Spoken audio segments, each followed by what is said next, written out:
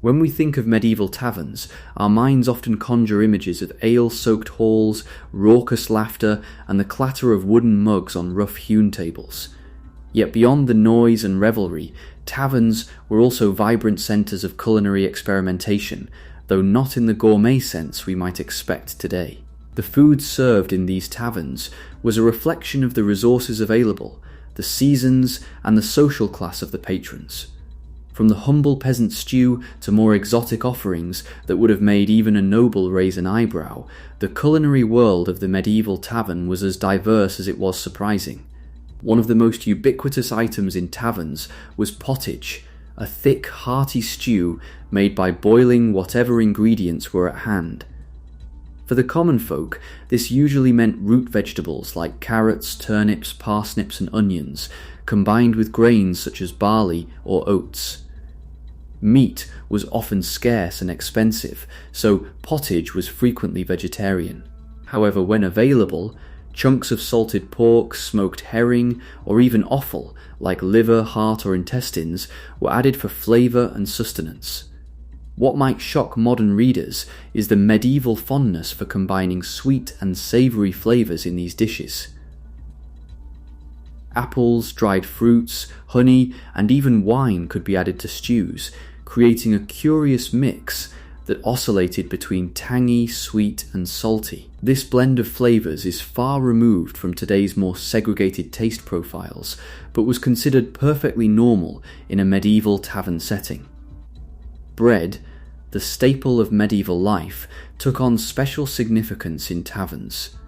Taverns typically offered coarse, dark bread made from rye or barley, much denser and more flavourful than the refined wheat breads reserved for the wealthy. In some regions, bakers experimented with enriching bread with eggs, butter, or honey, creating a sweet counterpoint to the heavier tavern fare.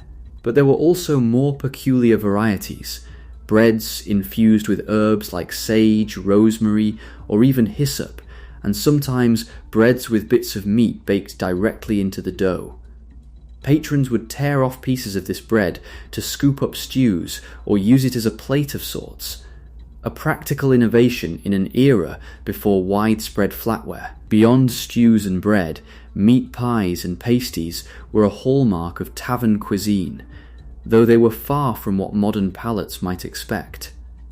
These pies often contained not just recognisable meats like beef or pork, but also offal, fish, or game, seasoned with an array of herbs and sometimes sweetened with dried fruits. Interestingly, the pastry itself was often tough and inedible, a coffin crust designed merely to hold the filling during long baking times.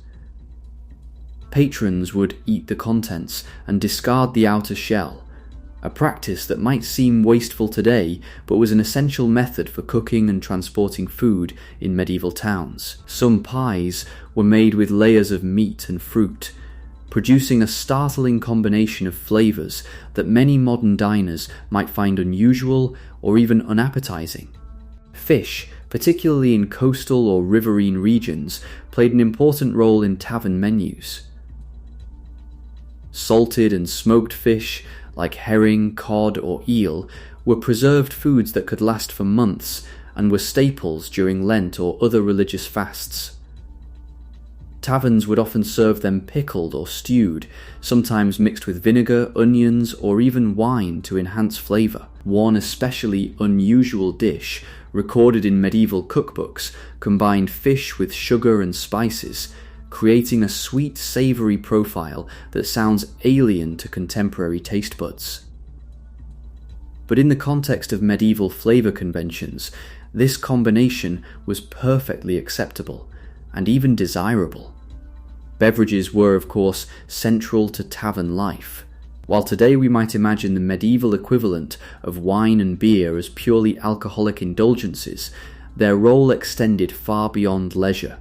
Ale was a daily staple, consumed even by children, because it was often safer to drink than water, which could be contaminated.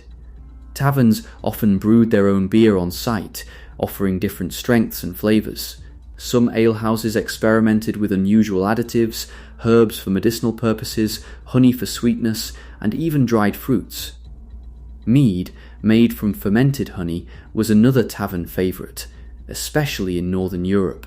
It was sometimes spiced with cinnamon, cloves, or even floral essences, resulting in drinks that seem exotic or strange to the modern drinker. Perhaps one of the most startling elements of medieval tavern cuisine was the use of offal and lesser meats. Organs such as liver, kidneys, brains, and trotters were not considered undesirable, rather they were integral to tavern menus. Recipes existed for preparing these parts in ways that maximised flavour and texture, often combined with spices, honey, or vinegar to create rich, pungent dishes. For example, a tavern might serve a pig's heart roasted with raisins and wine, a dish that modern diners would likely find bizarre. Yet in the context of medieval culinary practices, these dishes represented resourcefulness, flavour sophistication, and the avoidance of waste, a principle deeply ingrained in a world without refrigeration. Taverns were also notable for their sweet offerings, which may surprise those who think of the Middle Ages as a sugarless era. Honey was the primary sweetener, though sugar was increasingly available through trade with the East. Tavern patrons could enjoy small cakes, spiced breads, or honey-drizzled tarts. Some desserts combined ingredients in ways that feel unusual today. For instance, custards spiced with saffron, ginger, or rosewater, or pastries filled with almonds, dates, and dried figs. Sweet and savoury combinations were not uncommon. One recipe calls for mixing minced meat with sugar and cinnamon in a pie, a dish that might seem unappetizing to modern palates but was celebrated in its own time. Another fascinating aspect of tavern food was the regional diversity of ingredients, which reflected trade routes, local agriculture, and social class. In port towns, exotic spices such as pepper, saffron, cloves, and cinnamon could appear in both savoury and sweet tavern dishes.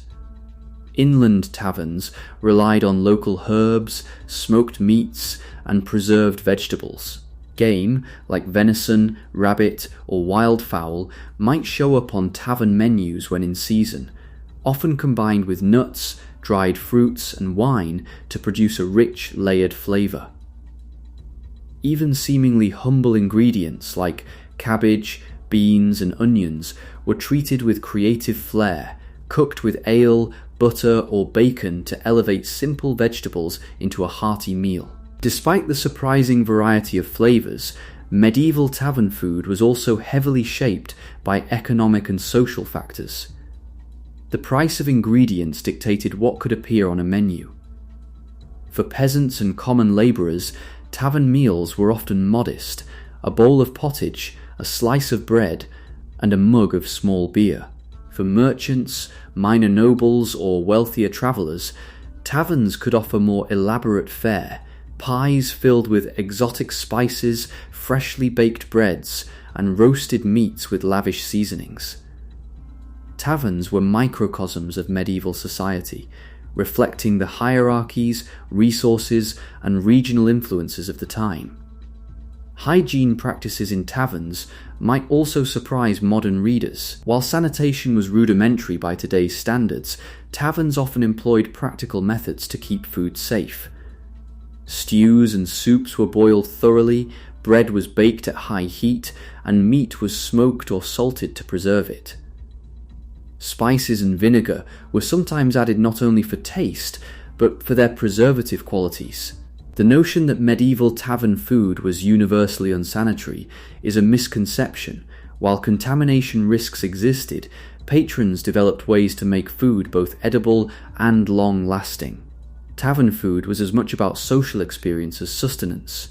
Meals were communal, often eaten with strangers, while news, gossip, and music flowed freely. Eating was a performative act. Patrons tore bread with their hands, drank ale from shared mugs, and sampled dishes passed around the table.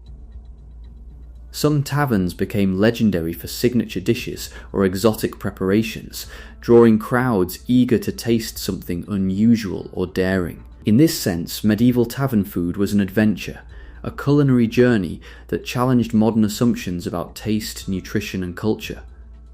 The food of medieval taverns was a blend of ingenuity, necessity, and cultural tradition. From hearty stews with unexpected fruit to pies stuffed with meats and offal, from spiced ales to honey-laden desserts, the tavern offered a window into a world of flavours that might shock or delight today's diners. It reminds us that culinary tastes are culturally constructed, and what seems strange now was once ordinary and cherished. Medieval tavern food was not just sustenance, it was a reflection of survival, resourcefulness, and the human desire to share meals, stories, and experiences in the warmth of a bustling, noisy, and often fragrant hall.